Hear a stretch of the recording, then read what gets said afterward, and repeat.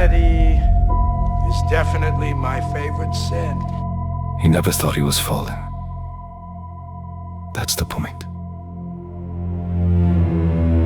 The Devil's Advocate is not a film about the supernatural. It's not about a man who makes a deal with the devil. It's about a man who never needed to. Kevin Lomax is talented, ambitious, certain of his own intelligence, in the way that only truly dangerous people are. He's never lost a case. Not because he always represented the innocent, because he didn't care whether they were.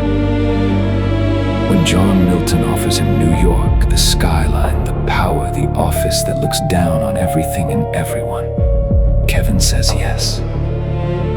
Not because the devil tempted him, because the devil simply opened a door that Kevin had already decided to walk through. This is what the film actually understands about evil.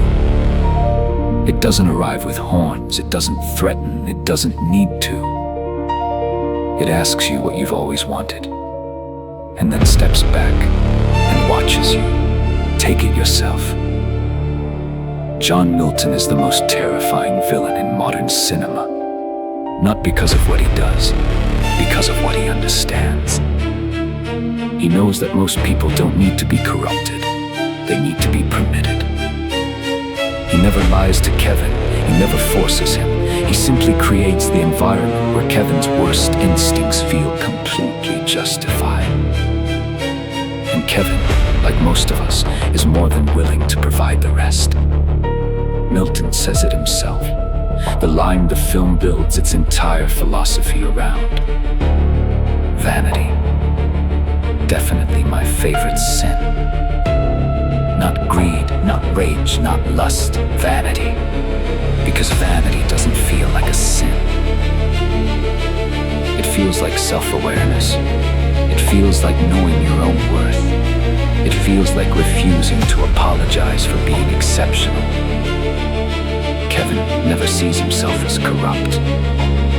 He sees himself as smarter, more capable, more deserving than the people around him. And the moment a person begins to believe they deserve more, they stop noticing what they're taking it from.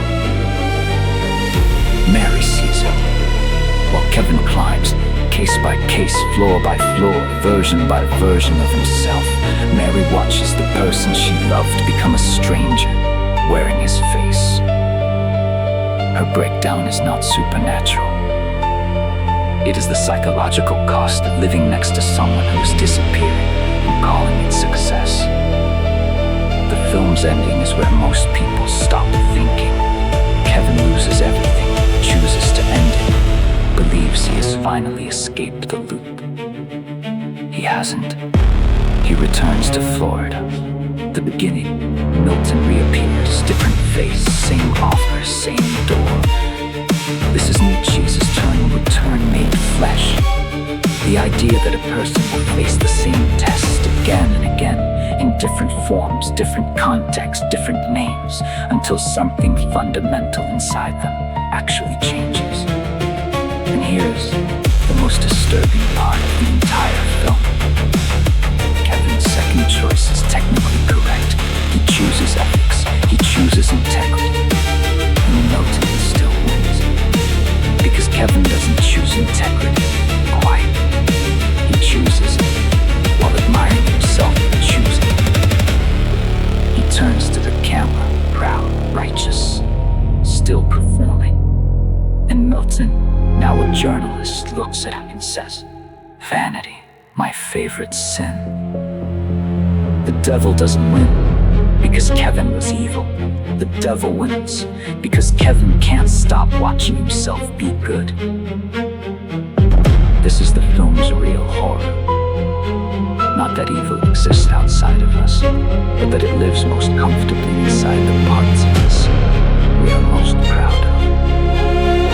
The hunger to be exceptional, the need to be recognized, the quiet certainty that we are different, more rare, more oral, more deserving than the people around us. The Devil's Advocate is not a film about the devil. It's a film about the moment you look in the mirror and recognize him.